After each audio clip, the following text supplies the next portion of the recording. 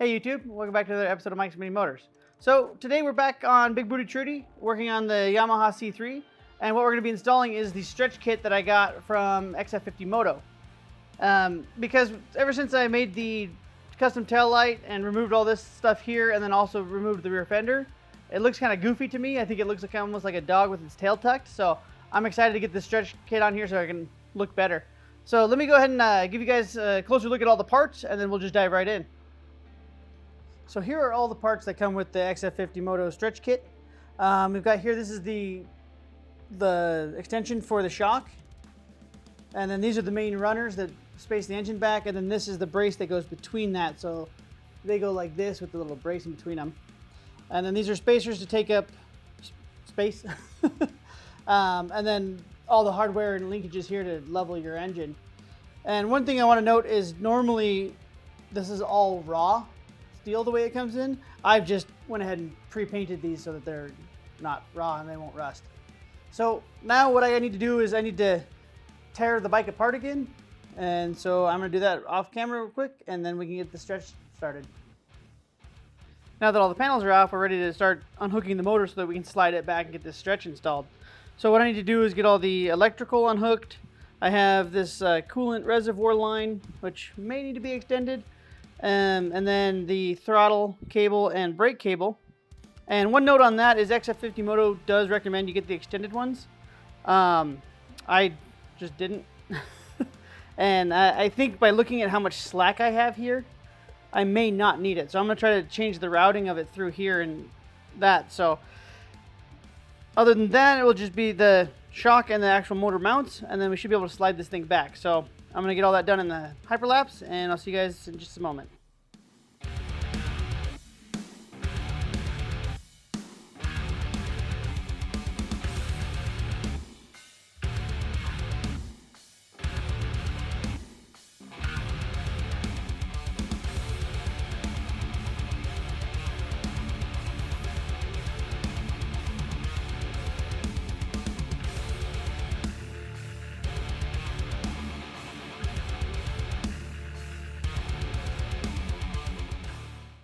The only thing holding this motor on now is this one fuel line. So I pulled it back about where the stretch is going to be. But one other thing I do have to pull off is this here, this bracket here, which is no longer needed. So I'm going to get that one unbolted, and then we can start bolting the stretch kit on here.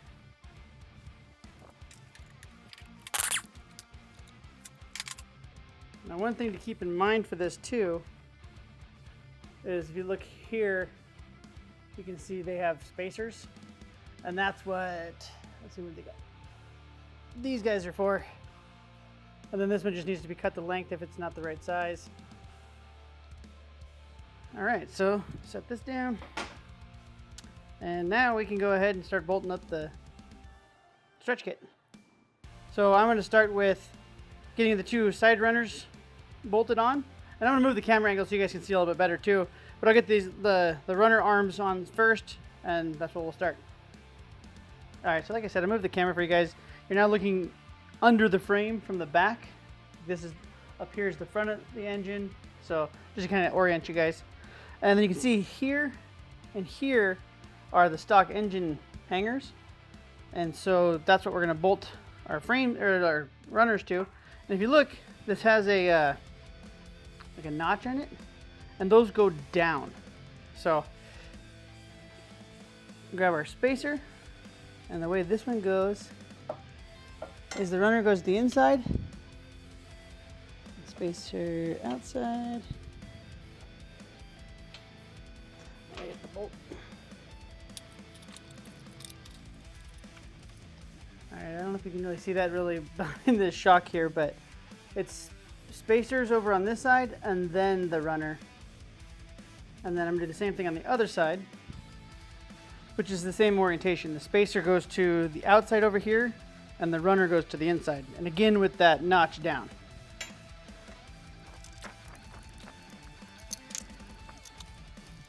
All right, so there's that one put in just loosely for now.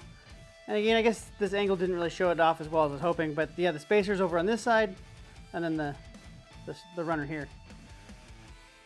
And I eyeballed it pretty close. Looks like I need to go there. And now the engine lined up to where it was going to be stretched to. So now we can take the bar that goes in between here and get that bolted in. Then let me do that real quick.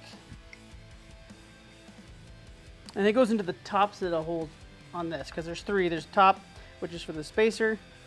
The middle one is for the hanger. And then the bottom one goes to the actual engine itself.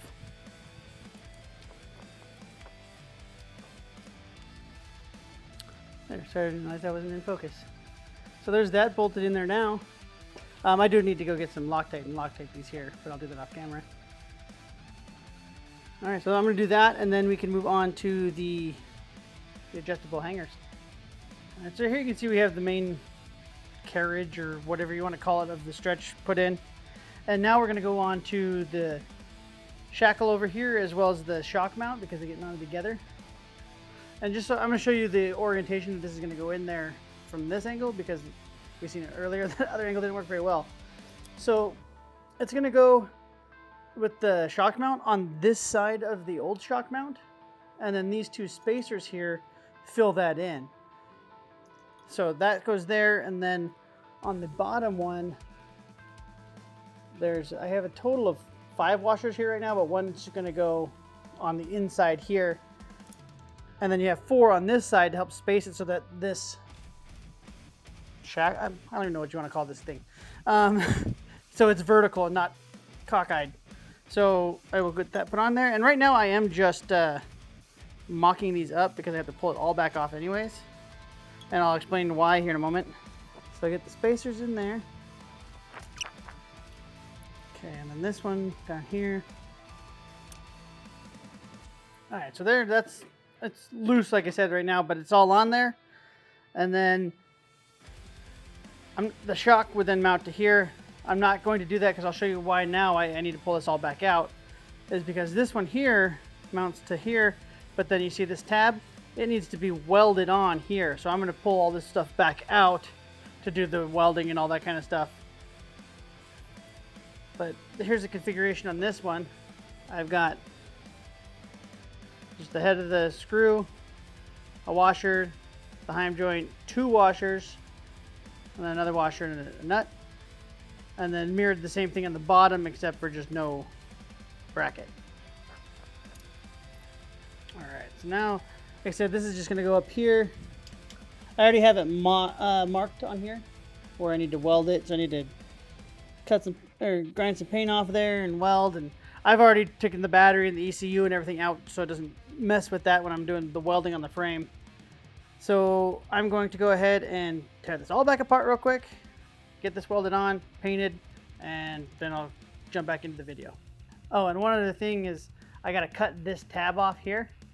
All right, so here is the stretch kit fully installed now. I went ahead and got this tab welded on and everything painted up and everything, so we're good to go there. And then bolted this all together, so we're solid on here now. Everything's Loctite and everything. So now it's just getting the motor back on here. And so I'm going to do that real quick and slap this thing back together, and then we can see how she looks.